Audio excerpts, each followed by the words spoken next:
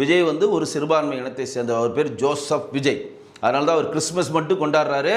இப்தார் நோன்பு விடத்தில் அங்கே போய் கஞ்சி குடிப்பார்.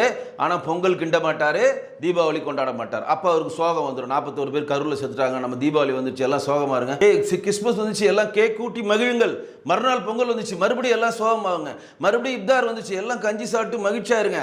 ஏன்னா சிறுபான்மையர் ஓட்டு வேணுன்றதுக்காக மட்டும்தான் அவர் அந்த விஷயம் பண்ணுறார். இன்றைக்கு கூட திரு விஜய் அவர்கள் எங்கே போட்டியிட போகிறதா ஒரு கேள்வி எழுது. பெரம்பூரில் போட்டியிடுறதா கேள்வி வருது. ஏன் தமிழ்நாட்டில் எவ்வளோ ஊர் இருக்குது, ஏன் பெரம்பூரில் போட்டிடுறாரு?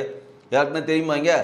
பெரம்பூரில் கிட்டத்தட்ட 30,000 to 40,000 கிறிஸ்தவ வாக்குகள் இருக்கின்றன, 10,000 இஸ்லாமிய வாக்குகள் இருக்கின்றன. சிறுபான்மையரை மட்டுமே நம்பி விஜய் அங்கே களத்தில் இறங்குகிறார். இதுதான் அங்கே இருக்கக்கூடிய விஷயம். அப்போ இந்த சிறுபான்மையர் ஓட்டை விஜய் கொண்டு போயிட விடுவார்ன்றதுக்காக திமுக ஐடிவிக்கு என்ன பண்ணுது? நீங்கள் விஜயை நம்பினீங்களே, சிறுபான்மையர்லாம் விஜய் நம்பினீங்களே, இந்த விஜய் பாருங்கள், பிஜேபி சிறுபான்மையருக்கு எதிராக இருக்க கட்சி பிஜேபிலையும் ஏடிஎம்கே இருக்கக்கூடிய தேசிய ஜனநாயக கூட்டத்தில் விஜய் இணைய போகிறாரு. நீங்கள் இப்போ நம்பிக்கிட்டே இருக்கீங்க. இன்கேஸ் நீங்கள் அவர் நம்பி ஓட்டு போட்டு அவரை தேர்ந்தெடுத்தாலும் கடைசியில் அவர் பிஜேபியோட சேர்ந்துருவார், அவங்க மிரட்டி சேர்க்க வச்சுருவாங்கன்னு சொல்லி ஒரு பிரகடனத்தை அவர் ரைஸ் பண்ணிக்கிட்டே இருக்கிறாங்க. ஏன்னா இந்த சிறுபான்மையர் மேலே ஒரு அவநம்பிக்கையை உண்டு பண்ணணும்.